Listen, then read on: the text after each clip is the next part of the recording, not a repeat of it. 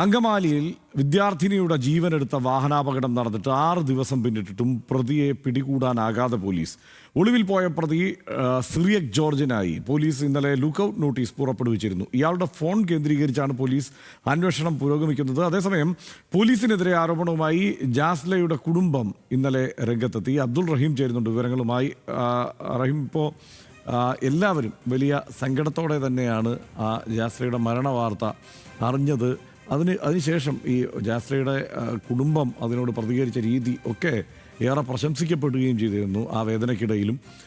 പക്ഷേ ഈ പ്രതിയെ ഇതുവരെ പിടികൂടാൻ കഴിഞ്ഞിട്ടില്ല. അയാളൊരു ഡോക്ടറാണ്, അയാളെ ഇതുവരെ പിടികൂടാൻ കഴിഞ്ഞിട്ടില്ല എന്നുള്ളതൊരു വീഴ്ച തന്നെയല്ലേ? എന്താണ് ഇപ്പോൾ പോലീസ് ഇതിനെക്കുറിച്ച് പറയുന്നത്?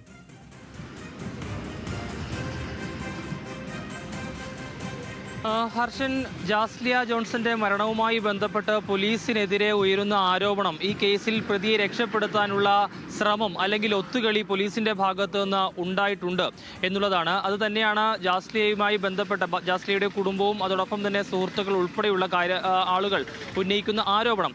അതായത് ഈ സംഭവം നടന്നതിന് ശേഷം പോലീസിന് പ്രതിയെ കസ്റ്റഡിയിൽ എടുക്കാനുള്ള സാഹചര്യം ഉണ്ടായിരുന്നു. പക്ഷേ അവിടെ പോലീസ് ഒത്തുകളിച്ചുകൊണ്ട് പ്രതിക്ക് രക്ഷപ്പെടാനുള്ള ഒരു സഹായം ഒരുക്കി നൽകുകയാണ് ചെയ്തത് എന്നുള്ളതാണ് പ്രധാനപ്പെട്ട ആരോപണം. ഇന്നലെ എറണാകുളം റൂറൽ SP മാധ്യമങ്ങളെ കണ്ടപ്പോൾ വ്യക്തമാക്കിയത് അങ്ങനെ ആ ആരോപണം തള്ളുന്നുണ്ട്. കാരണം പോലീസിന്റെ ഭാഗത്തുനിന്ന് ഏതെങ്കിലും തരത്തിലൊരു വീഴ്ച ഈ കേസിൽ ഉണ്ടായിട്ടില്ല എന്നുള്ളതാണ് SP അടക്കമുള്ളവർ വ്യക്തമാക്കുന്നത്. കാരണം ഈ സംഭവം നടന്നതിന് പിന്നാലെ തന്നെ പ്രതിയെ കസ്റ്റഡിയിൽ എടുക്കാനുള്ള എല്ലാ സജ്ജീകരണങ്ങളും പോലീസിന്റെ ഭാഗത്തുനിന്ന് ഉണ്ടായിരുന്നതാണ്. പക്ഷേ നിർഭാഗ്യവശാൽ പ്രതിയെ പിടികൂടാൻ കഴിഞ്ഞിട്ടില്ല.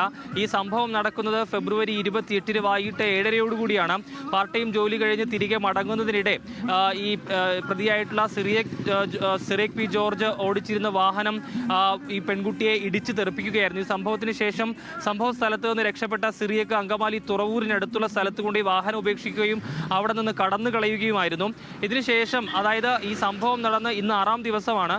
സ്വാഭാവികമായും പ്രതിയെ പിടികൂടുകയാണെങ്കിൽ, അതായത് ആ സമയത്ത് പിടികൂടിയെങ്കിൽ മാത്രം ഇയാൾ മദ്യപിച്ചിട്ടുണ്ടായിരുന്നോ അല്ലെങ്കിൽ ഏതെങ്കിലും തരത്തിലുള്ള ലഹരി ഇയാൾ ഉപയോഗിച്ചിരുന്നോ എന്ന കാര്യത്തിലൊരു വ്യക്തത കൈവരുകയുള്ളായിരുന്നു. ഏതായാലും സംഭവം നടന്ന 6 ദിവസം ആകുമ്പോഴേക്കും സ്വാഭാവികമായും അതിനുള്ള സാധ്യത ഇനി ഇല്ല എന്നുള്ളതാണ്. അതുകൊണ്ട് തന്നെ ഇതൊരു സ്വാഭാവിക ഒരു അപകടം എന്നതിലേക്ക് കാര്യങ്ങൾ മാറ്റിയെടുത്തുകൊണ്ട് പ്രതിയെ രക്ഷപ്പെടുത്താനുള്ള ശ്രമമാണ് പോലീസിന്റെ ഭാഗത്തുനിന്ന് ഉണ്ടാകുന്നത് എന്നുള്ളതാണ് ഏതായാലും ഉയരുന്ന ആരോപണം. പ്രതിയെ ഇതുവരെയും കണ്ടെത്താൻ കഴിഞ്ഞിട്ടില്ല. ഇന്നലെയാണ് പ്രതിക്ക് വേണ്ടിയുള്ള ലുക്കൌട്ട് നോട്ടീസ് അടക്കം പുറപ്പെടുവിച്ചിട്ടുള്ളത്. പ്രതിയുടെ വാഹനമടക്കം പോലീസിന്റെ കസ്റ്റഡിയിൽ നിലവിൽ സൂക്ഷിച്ചിരിക്കുകയാണ്. ഇന്നലെ ചില വിവരങ്ങൾ ലഭിച്ചതിൻ്റെ അടിസ്ഥാനത്തിൽ പോലീസ് ഇടുക്കിയിൽ ഉൾപ്പെടെ പരിശോധന നടത്തി. എങ്കിലും പ്രതിയെ കണ്ടെത്താൻ കഴിഞ്ഞിട്ടില്ല. ഇയാളുടെ ഫോണുകൾ സ്വിച്ച് ഓഫ് ചെയ്ത നിലയിലാണ്. കൂടാതെ അതിരമ്പുഴയിലുള്ള വീട്ടിൽ പോലീസ് പരിശോധന നടത്തിയെങ്കിലും അവിടെയും വീട് പൂട്ടിയ നിലയിലാണ്. മാതാപിതാക്കളും വീട്ടിലുണ്ടായിരുന്നില്ല എന്നുള്ളതാണ്. ഇയാൾ പോകാൻ സാധ്യതയുള്ള ഇടങ്ങളിലൊക്കെയും പോലീസ് പരിശോധന നടത്തിയിട്ടുണ്ടെങ്കിലും പ്രതിയിലേക്ക് ഇതുവരെയും എത്താൻ കഴിഞ്ഞിട്ടില്ല എന്നത് പോലീസിനെ സംബന്ധിച്ചിടത്തോളം വലിയ വീഴ്ച തന്നെയാണ്. ഏതായാലും ഇയാളുടെ ഫോണുകൾ കേന്ദ്രീകരിച്ചുള്ള അന്വേഷണം നിലവിൽ പുരോഗമിക്കുകയാണെന്നുള്ളതാണ്. നിലവിൽ ആലുവ ഡിവൈഎസ്പിയുടെ നേതൃത്വത്തിലുള്ള സംഘം 3 സംഘങ്ങളായി തിരിഞ്ഞാണ് പ്രതിക്കായുള്ള അന്വേഷണം ഇപ്പോൾ പുരോഗമിച്ചുകൊണ്ടിരിക്കുന്നത്.